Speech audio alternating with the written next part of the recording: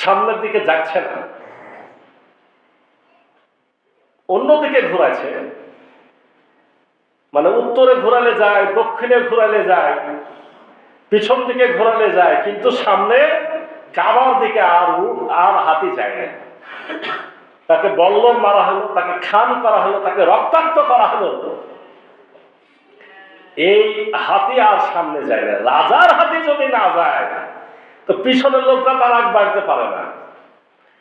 এই হয়েছে হয়েছে হয়েছে ৬০,০০০ বাহিনী, বুঝতে পারছে এই পেরেশানির মধ্যেই আছে। কি হলো কি হলো কি হলো, হঠাৎ করে খেয়াল করলো যে লোহিত সাগরের দিক থেকে কিছু পাখি আসমান সে ছেয়ে ফেলেছে। পাখি কি করেছে? আসমানকে ছেয়ে ফেলেছে।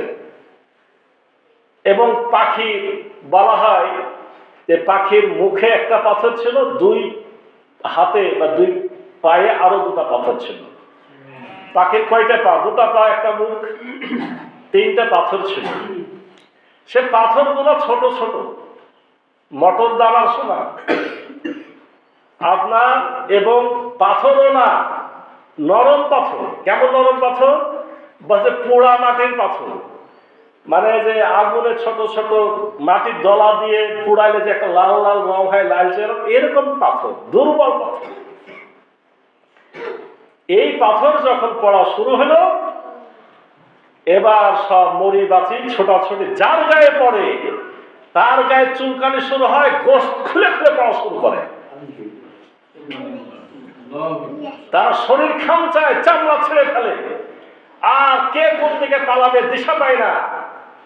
ওই যে নুফাইল ইবনে হাবিব খাসামি, যে লোকটাকে জোর করে ধরে নিয়ে এসেছিল, সেই লোকটার ব্যাপারে একটা কথা পাওয়া যায় যে নুফাইল ইবনে হাবিব খাসামি খুব মানে কাবার ভক্তি ছিল তার ভিতরে।